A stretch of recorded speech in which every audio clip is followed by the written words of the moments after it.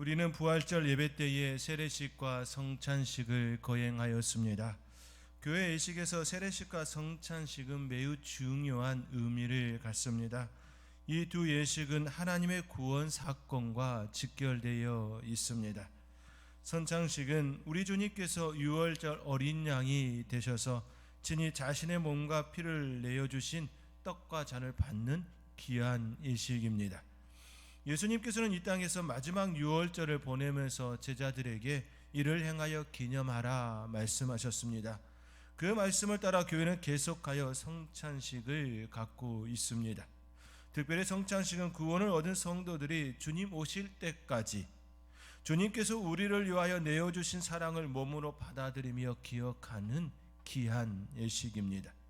예수님의 희생과 헌신으로 이루어진 구원의 완성을 성찬식을 통하여 기념하며 기억하는 성도들은 자신의 정체성을 다시금 생각해야 합니다. 그 예식을 치를 때마다 예수님의 희생과 사랑으로 이루어진 그 구원을 더욱 마음에 새길 수 있는 저와 여러분의 삶이 되어지기를 주님의 이름으로 권면드립니다.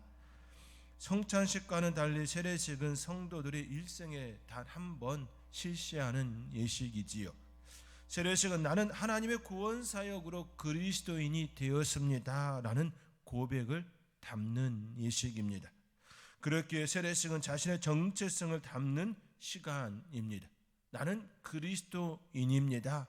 나는 예수 그리스도로 인하여 새롭게 구원받은 하나님의 자녀입니다 라는 그 고백이 그 안에 고스란히 담겨지는 시간입니다. 예수님 시대에 실시하였던 세례는 지금 교회에서 실시하는 형태가 아니지요. 지금 교회에서 실시하는 세례는 교회의 여건에 반영한 예식 형태입니다. 예수님 시대는 강에 들어가 온몸이 잠기는 형태였습니다. 온몸이 물속에 들어가 다시 나오는 그런 형태이지요. 이를 침례라고 일컫습니다. 온몸이 물에 들어간다는 것은 예수님을 알기 전 나의 삶과 자아는 죽었습니다 라는 의미를 그 안에 내포합니다.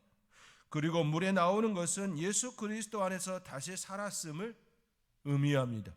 물속에 들어가는 것과 나오는 이 모습은 나는 예수 그리스도 안에서 새롭게 태어난 존재입니다 라는 그 고백이 그 안에 담겨져 있는 것이지요. 다시 말해 물에 들어가고 나오는 이 세례 예식은 예수 그리스도 안에서 이루어진 죽음과 부활입니다. 죄에 대하여는 죽었고 하나님의 구원 사역으로 예수 그리스도를 믿음으로 다시 살아났음을 가리키고 있지요. 그러므로 내가 세례를 받았다라는 것은 나의 옛자아는 죽었고 예수 그리스도 안에서 새 사람이 되었음을 뜻하는 것입니다. 이것이 바로 구원입니다. 죄에 대하여는 죽었고 예수 그리스도 안에서 새로 태어나는 것, 이것이 바로 구원이지요. 그러므로 세례와 구원은 분리될 수가 없습니다. 구원은 죄로 인하여 죽은 인생이 예수 그리스도의 십자가의 사건으로 다시 살리심을 받는 것이지요. 그렇게 구원에는 죽음과 부활이 그 안에 고스란히 녹아져 있습니다. 세례도 죽음과 부활이 녹아져 있는 것처럼 구원 역시 죽음과 부활이 그 안에 녹아져 있습니다. 이러한 대표적인 예를 든다면 이스라엘의 출애굽 역사와 사도 바울의 인생을 예로 들 수 있습니다. 이스라엘은 애굽 땅에서 400년 동안 종살이하였습니다. 고난과 핍박, 죽음의 자리에서 그들은 삶을 살았습니다. 그러한 삶을 살고 있는 이스라엘을 위하여 하나님께서는 모세를 그 땅에 보내셨습니다. 그리고 그 땅에 10가지 재앙을 내리시고 이집트에서 탈출할 수 있게 하셨습니다. 그러나 이스라엘 백성은 얼마 가지 못해 매우 큰 난간에 부딪히게 되지요. 그들 앞에 홍해가 가로막았습니다. 그리고 그 뒤에는 이집트 군사들이 그들을 뒤쫓고 있습니다. 앞으로도 뒤로도 갈 수 없는 그 어려움이 그들 앞에 놓이게 되었습니다. 그때 하나님께서는 밤새 홍해 바다를 바람으로 가르시고 이스라엘 백성들에게 길을 내어 주셨습니다. 그 홍해는 이스라엘 백성들에게 마치 세례와 같습니다. 물속에 들어갑니다. 그리고 물속에서 밖으로 나옵니다. 세례와 같지요. 이집트 종살이 노예의 삶에서 이제 자유의 땅으로 들어가는 그 길목에 홍해 물 안으로 들어가 다시 나오는 그 장면이지요.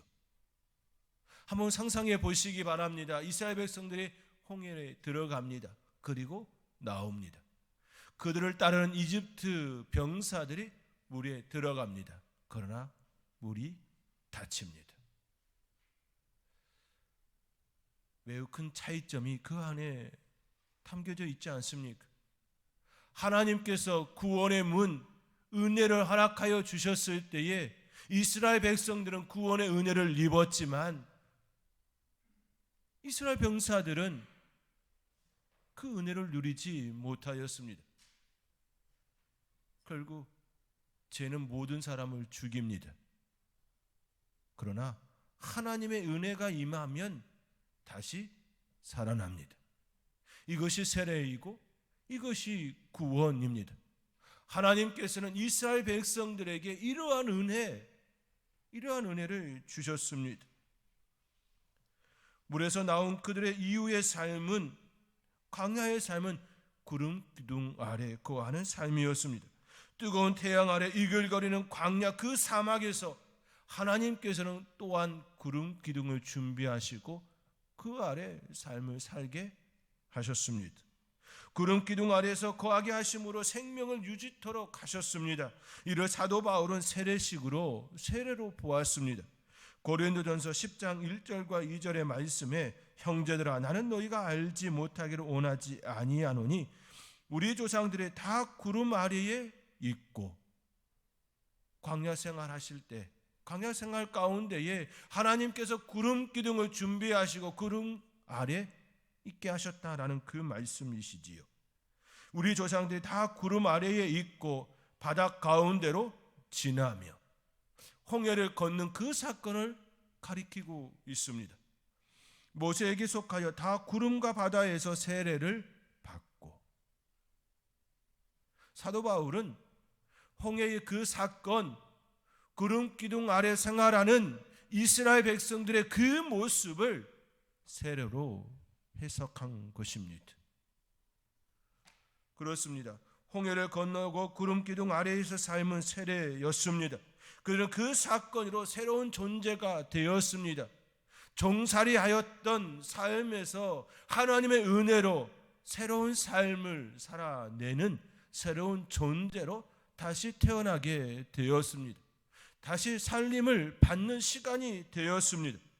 이집트의 종의 신분에서, 노예의 신분에서 하나님의 자녀가 되어지는, 하나님의 백성이 되어지는 자유의 신분이 그들 가운데 일어나게 되었습니다.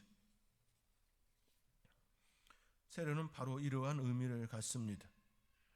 사도 바울 역시 부활의 주님을 만나기 전 그의 삶은 율법과 계명 아래 갇힌 죄인이었습니다.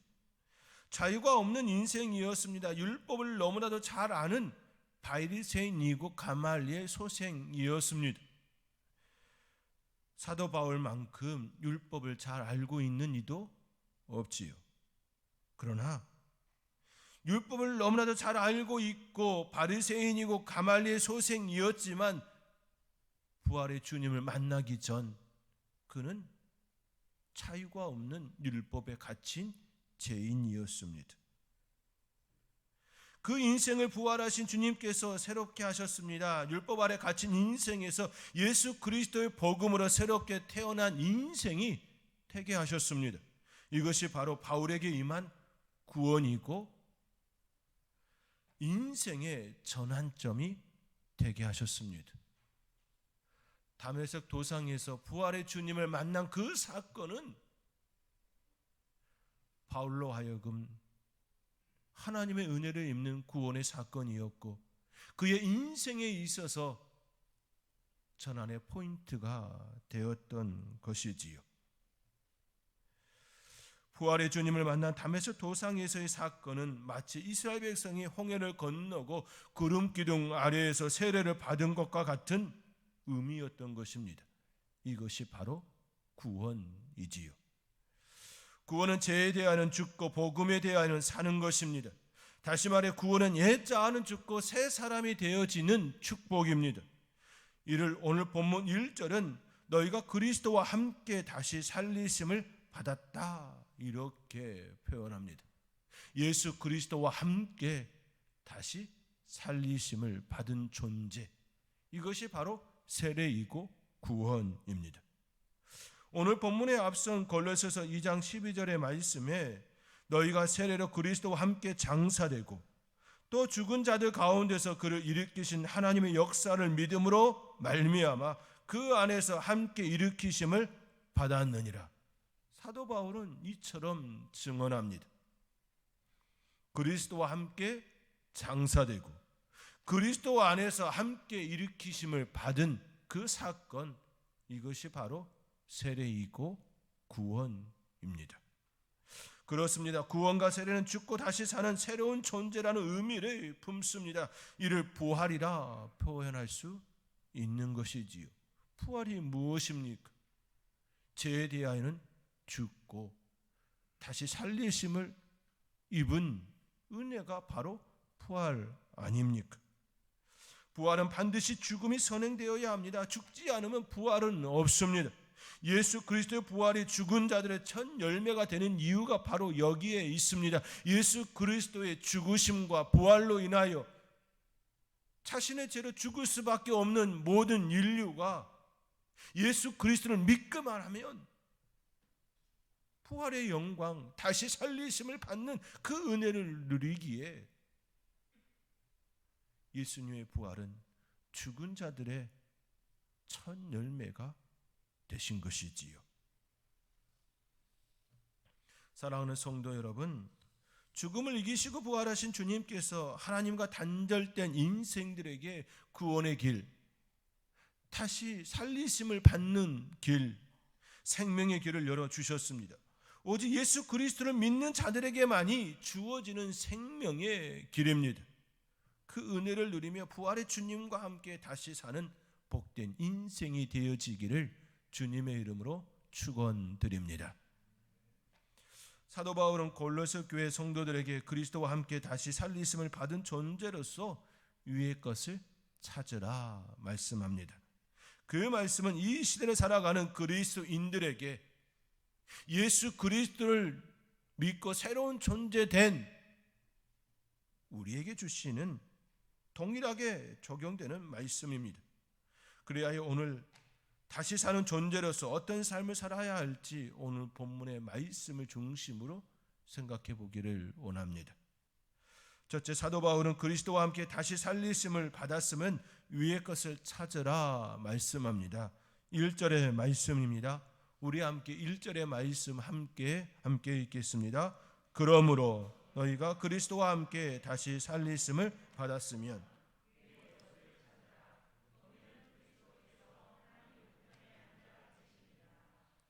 위의 것은 하나님께 속한 좋은 것, 선한 것들입니다. 사도 바울이 갈라디아 교회에 보낸 편지에서 소개한 성령의 열매, 사랑과 희락과 화평과 오래 참과 자비와 양성과 충성과 온유와 절제와 같은 모습입니다. 이러한 덕목들을 추구하는 삶이 위의 것을 추구하는 삶입니다. 위는 우리의 하나님께서 천상의 보좌에 앉아 계시고 그 우편에 승기하신 예수 그리스도께서 자정하신 곳이 바로 위입니다. 이 진술은 시편 110편 1절의 말씀과 다니엘 7장 9절에서 14절의 말씀을 배경으로 두고 있습니다. 또한 그리스도께서 하나님 우편에 앉아 계시니라, 이 말씀은 하나님께서 그리스도를 존귀케 하셨고 능력과 권세를 가지고 계심을 일컫습니다. 또한 그것은 실제는 하늘에 있으므로 성도는 하늘과 그리스도를 중심으로 살아가야 함을 내포합니다. 성도는 그리스도와 함께 다시 살아나 새로운 삶을 사는 존재입니다. 그렇기에 하늘의 것을 추구하며 예수 그리스도를 주로 모시고 살아가는 새 삶을 살아야 하는 것이지요. 그러므로 2절의 말씀처럼 위의 것을 생각하고 땅의 것을 생각하지 말라, 사도 바울은 성도들에게 권면하는 것입니다. 여기서 생각한다라는 것은 단순히 지적으로 무엇을 머리로 떠올리는 것이 아닙니다. 어떤 확고한 견해와 관점, 가치관, 소유관, 세계관, 이러한 것을 의미합니다. 다시 말해 위의 것은 12절 이하에서 말씀하시는 것과 같이 온유와 오래 참음, 용서와 사랑, 평강과 감사의 삶을 살며 시와 찬송과 신령한 노래를 부르며 감사하는 마음으로 하나님을 찬양하는 삶을 일컫습니다. 그렇지요. 위의 것을 추구하는 삶은 부활하신 그 주님 승천하셔서 다시 그 자리로 올라간 그 주님과 함께 참된 삶을, 선한 것을 추구하며 살아가는 모습인 것이지요. 즐겁기에, 행복하기에, 그 주님을 인하여 새로운 삶을 살게 되었기에 우리의 입술에는 항상 찬송이 거하는 것이지요. 감사가 거하는 것이고, 입술에서 나오는, 행동으로 나오는 모든 것들이 다 사랑이고 화평이고 감사인 것이지요. 바로 사도 바울은 우리에게 우리의 존재가 새로 살리심을 받은 존재이기에 그러한 삶을 살아야 한다라고 권면하고 있는 것입니다. 사도 바울은 왜 골로새 교회 성도들과 지금 이 시대를 살아가는 그리스도인들에게 위의 것을 생각하고 땅의 것을 생각하지 말아야 한다라고 말씀하고 있는 것입니까? 그것에 대하여 3절의 말씀은 이렇게 이야기합니다. 3절의 말씀, 너희가 죽었고 너희 생명이 그리스도와 함께 하나님 안에 감추어졌느니라.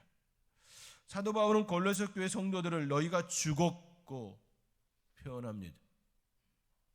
살아있는 그들을 향하여 너희는 죽었다라고 표현하고 있는 것이지요. 실제로 육체의 죽음을 의미하는 것이 아닙니다. 여기서 죽었다라는 의미는 앞서 설명드린 것처럼 죄에 대하여, 옛 자아에 대하여 예수 그리스도를 믿어 세례를 받을 때 물속에 잠기는 그 의식, 그 의미를 일컫습니다. 그렇습니다. 성도는 예수 그리스도를 믿기 전 옛 자, 죽음의 자, 죄에 대하여 죽은 자들입니다. 해심 이전의 자신은 죽어 더 이상 존재하지 않음을 일컫습니다. 우리는 죄에 대하여 죽은 존재입니다. 우리는 예수님을 믿기 전 가졌던 가치관, 세계관, 그 모든 것들을 버린, 아니 죽었다 표현하는 그 말씀처럼 옛 자아에 죽은 존재입니다. 그렇습니다. 사랑하는 성도 여러분, 예수 그리스도와 함께 십자가에 못 박히고 장사된 성도는 세상과 육신의 정욕과는 상관없는 삶을 살아야 하는 것이지요. 그래서 거듭난 성도는 믿기 이전의 삶의 태도와 가치관, 세계관을 품어서는 안 되는 것입니다. 성도는 이전에 살았던 세상과 죄에 대하여 죽었으므로 이 세상이 아닌 하늘 중심으로 살아야 합니다. 그렇게 삶을 살아내시는 복된 성도님들이 될 수 있기를 주님의 이름으로 축원드립니다. 위의 것을 찾아야 하는 또 다른 하나의 이유는 생명이 그리스도와 함께 하나님 안에 감추어졌기 때문입니다. 여기서 생명은 현재 이 땅 가운데 누리는 삶과 장차 천국에서 누릴 삶을 다 포함하는 총체적인 성도의 삶을 가리킵니다. 이는 하나님께서 예수 그리스도의 부활을 통해 성도에게 주신 새 생명입니다. 이 생명은 감추어졌지만 그리스도를 아는 지식과 그리스도의 비밀을 아는 자들에게 드러나 주어진 생명입니다. 세상 사람들은 이 생명을 알지 못하지요. 예수 그리스도 그 십자가에 감추어진 그 비밀을 알지 못하고 있습니다. 그러나 예수 그리스도를 아는, 예수 그리스도로 인하여 새 생명 얻은 성도들은 그 비밀을 알고 그 은혜를 누리고 있습니다. 그렇게 더 이상 성도에게 하나님의 감추어진 그 생명은 비밀이 아닌 것입니다. 감추어진 것이 아니라 이미 드러나 있고 우리에게 주어진 축복이며 은혜입니다. 이 은혜는 이 땅 가운데 살아가는 동안 누리는 것이며, 또한 죽음 이후에 예수님과 같이 새 몸을 입고 영원한 삶을 살아가는 것입니다. 이미 생명을 얻은 존재에게 평안이 있는 것이지요. 이미 새 생명을 얻는 존재에게 기쁨이 있는 것이지요. 소망이 있는 것입니다. 하루하루가 매일매일 입술에서 찬양이 흘러나오는 그런 삶을 살게 되는 것입니다. 영원한 것을 소유한 이가 어찌 즐겁지 않겠습니까? 영원한 생명을 얻은 이가 어찌 행복하지 않을 수 있겠습니까? 오늘 피었다 지는 들풀도 아름답게 노래하거늘 바람에 흩날리며 흥겹게 노래하는데, 영원한 생명을 얻은 새로 다시 살리심을 받은 존재가 즐겁지 않다면 어딘가 잘못된 것 아니겠습니까?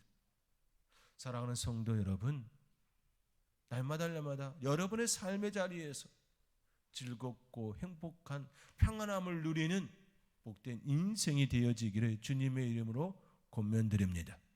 혹 그러한 삶을 살고 있지 못한다면 하나님 앞에 간구하시기 바랍니다. 그리고 진정으로 내 안에 하나님께서 주시는 그 생명을 소유한 자로서의 삶을 살기를 원합니다. 날마다 누리며 사는 그 인생 되어지기를 원합니다라고 간구하며 그 은혜 가운데 살아갈 수 있는 복된 성도님들이 될 수 있기를 주님의 이름으로 축원드립니다. 그리고 마지막으로 사도 바울은 성도들이 유익해서 찾아야 하는 이유로 그리스도께서 나타나실 그때의 성도들도 그리스도와 함께 영광 중에 나타나기 때문이라 말씀합니다. 4절의 말씀입니다. 우리 함께 4절의 말씀을 함께 읽겠습니다. 우리 생명이신 그리스도께서 나타나실 그때에 성도는 그리스도 안에서 새로운 생명을 얻었습니다. 그리고 예수 그리스도께서 재림의 주로 오실 때에 성도들은 그 주님과 함께 영광으로 나타날 것입니다. 이 땅 가운데 살아가다 부활의 주님을 맞이하지 못하고 죽는다 할지라도 우리 주님께서 재림의 주로 오실 그때에 우리는 그 주님과 함께 영광의 자리에 있을 것입니다. 믿음의 삶을 살아간 우리의 믿음의 선조들 역시 그 재림의 주와 함께 영광으로 그 자리에 나타날 것입니다. 그 영광을 누리게 될 것입니다. 그렇기에 다시 살리심을 받은 우리를 향하여 위의 것을 찾으라 말씀하는 것입니다.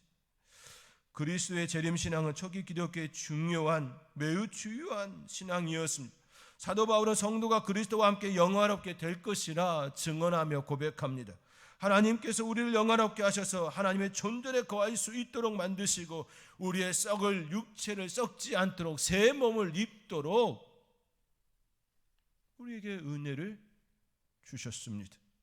죄로 말미암아 하나님의 영광을 잃었고 그 영광이 이루지 못하는 사람들이 예수 그리스도를 믿어 그분과 연합하게 되면 그리스도와 함께 영광을 얻고 하나님의 영광에 이르는 축복을 누리며 사는 것입니다.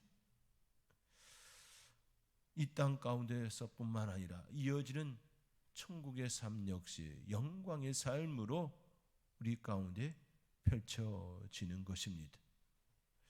그 은혜, 그 축복을 날마다 누리며 하나님께 감사하며 찬양하는 삶이 저와 여러분의 삶이 되어지기를 주님의 이름으로 권면드립니다. 둘째, 다시 살리심을 받은 존재는 땅의 것을 생각하지 말아야 합니다. 2절의 말씀입니다. 위의 것을 생각하고 땅의 것을 생각하지 말라. 다시 살리심을 받은 성도는 위의 것을 추구하는 삶을 살아야 합니다. 이와 동시에 땅의 것을 생각하지 말아야 합니다. 여기서 땅의 것이란 하늘의 것과 상반된 것을 가리킵니다. 하늘의 것은 하나님께서 바라시고 원하시는 선한 것들입니다. 그에 반해 땅의 것은 사탄이 바라는 죄의 모습들입니다. 하늘의 것과 땅의 것은 같은 원리를 품습니다. 그 원리는 마치 나무와 같습니다. 나무의 구조는 뿌리, 줄기, 가지, 잎, 열매로 나눌 수 있습니다. 나무의 근원적인 힘은 뿌리에 있습니다. 가지나 줄기가 썩는다 할지라도 그 나무가 죽지 않습니다. 그러나 뿌리가 썩으면 그 나무는 죽습니다. 왜냐하면 나무의 근원은 뿌리에 있기 때문입니다. 뿌리에서 공급된 영양분을 줄기를 통해 가지와 잎으로 그리고 열매로 공급됩니다. 잎과 열매, 가지는 보이는 것이기에 중요한 것처럼 보일 수 있지만 실제적으로 진정으로 중요한 건 뿌리에 있습니다. 이를 사람에 비유하면 뿌리는 마음과 같습니다. 그리고 손과 발, 입은 나타나는 잎과 가지, 열매와 같은 모습인 것이지요. 선한 마음을 가진 이는 선한 행동과 말을 하게 되어 있습니다. 그에 반해 마음이 악한 자는 악한 행동과 말을 하지요. 악한 행동과 말을 하기에 악한 자가 아니라 악한 마음을 가졌기에 악한 자인 것입니다. 밖으로 표출되어지지 않았다 하여 악한 자가 아닌 것이 아니라 그 안에 악한 마음을 가지고 있으면 아직 밖으로 표출되어지지 않았다 할지라도 그는 악한 자인 것입니다. 그러한 차원에서 성도는 하나님께서 땅에서 하늘로 옮겨놓은 심은 나무와 같습니다. 하나님과 단련된 인간은 땅에 심겨진 나무입니다. 그 땅에 썩었고 좋은 영양분을 결코 줄 수 없습니다. 그렇게 길가와 가시밭, 돌밭에 뿌려진 씨가 죽은 것과 같습니다. 결국 땅에 심겨진 존재들은 죽음을 거둘 수밖에 없습니다. 그러나 하늘에 심겨진, 좋은 땅에 심겨진 생명나무는 30배, 60배, 100배의 아름다운 열매를 맺는 것이지요. 성도는 하늘에 심겨진 생명나무입니다. 그렇기에 시간이 지나면 지날수록 아름다운 열매들로 채워줄 수밖에 없습니다. 처음은 적지만 시간이 지나면 지날수록 탐스럽고 아주 귀한 열매를 품게 되는 것이지요. 땅의 것은 생명이 아닌 죽음을 품고 있기에 결국 그 끝은 죽음으로 끝나는 것입니다.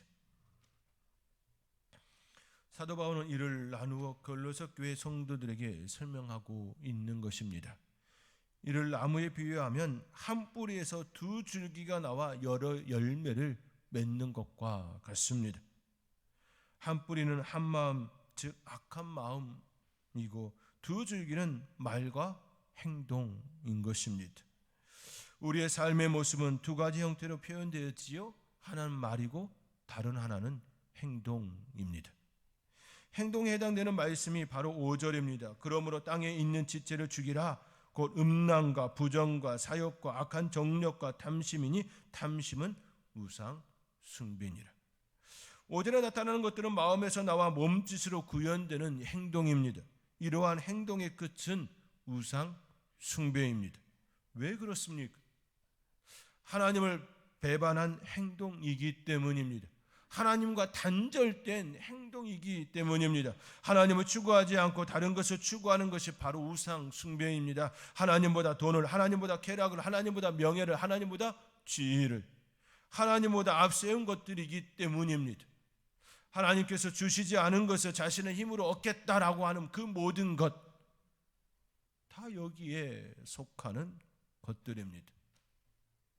하나님께 속한 자들은, 하늘에 속한 자들은 하나님께서 주시는 것을 맺으며 그 열매를 먹는 삶입니다. 말에 해당되는 말씀이 8절이지요. 이제는 너희가 이 모든 것을 벗어버리라. 곧 분함과 노여움과 악의와 비방과 너의 입에 부끄러운 말이라.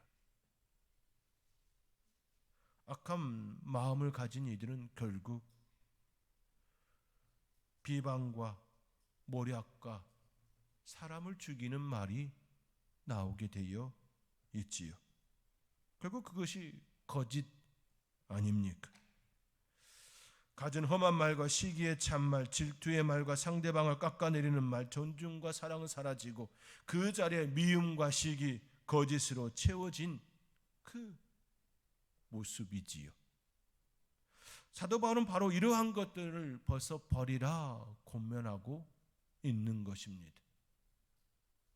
사랑하는 성도 여러분, 우리는 예수 그리스도로 인하여 새 생명을 얻은 성도입니다.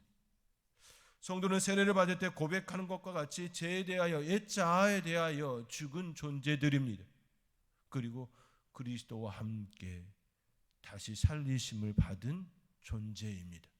그렇게 우리는 하늘의 것을 찾으며 하늘의 열매를 맺는 아름다운 하나님의 사람, 하나님의 자녀의 삶이 되어야 하는 것입니다.